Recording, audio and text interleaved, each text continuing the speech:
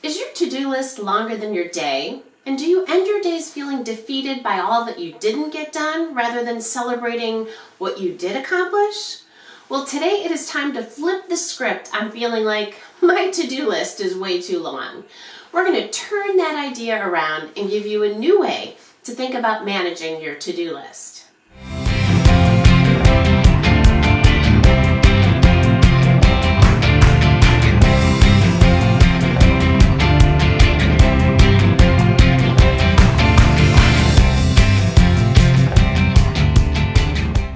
Hi, I'm Sharon Rowley from Mom of Six, and welcome to Flip the Script, where I challenge you, my fellow busy mom, to take that script that runs through your head saying, I can never get through my entire to-do list.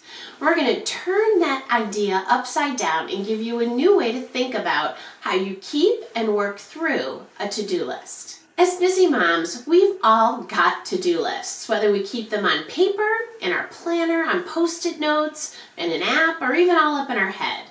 They help to keep us organized and on top of all of the millions of things that we'd like to accomplish. But at the same time, a to-do list feels like a mountain that will never be done climbing. And let's be honest, we will never get it all done.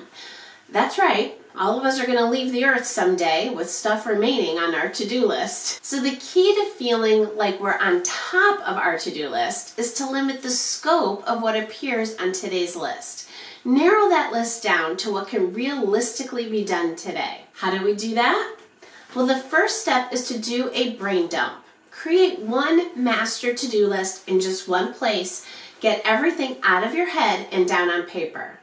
If it helps, create categories like things to do for the house, for the kids, for my spouse, maybe phone calls to make, things to follow up on.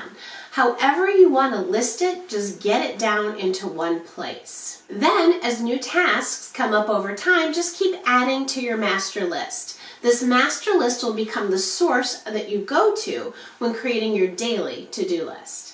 Now, the next step is that you need to get really clear on the time you have available to get things done. Because the reality is, you tackle dozens, if not hundreds, of tasks every day, things that never make it on a to-do list, like waking up the kids and making breakfast and feeding everybody and cleaning up the kitchen and folding the laundry. Those things deservedly take up our time, leaving us less time to work on the master to-do list. And the answer isn't to list all of these things so that we can feel better by checking them off. Instead, I suggest using a concept called time blocking. So scheduling out your day in half-hour time blocks helps you to plan out the times that are taken up by housework and routines that you have to allot time to. Block off work hours if you have them, time that you're going to dedicate to exercising, time to run errands and picking up kids. Then see what blocks of time you can pull together that can remain open for you to work on your to-do list. Okay, so now you've defined the big picture and you've listed out the time that you have available. So the next step is to go back to that big picture to-do list and see what items are your priorities today. And then how do you make today's priorities work into the time you have? If you're looking at some really big tasks, like let's say painting the kitchen, you need to break it down into manageable chunks so it can fit into the time you have available today. Now, don't set yourself up for failure by listing 5 things that'll take 6 hours to complete if you only have 2 hours today to get them done. Another trick I use along with time blocking is called batching, which is just grouping similar tasks together and doing them all at once, one after the other. So things like making phone calls or filling out paperwork for the kids. I'll dedicate a half an hour and I'll get all of the phone calls made or all of the paper filled out at once. So to recap, flip the script on that feeling like you can never get through today's to-do list by creating a more realistic picture of what you really can do today.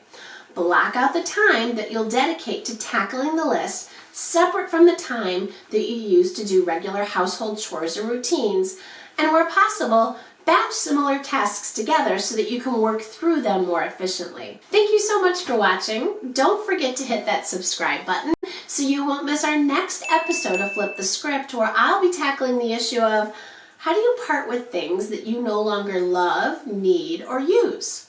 I'll see you soon.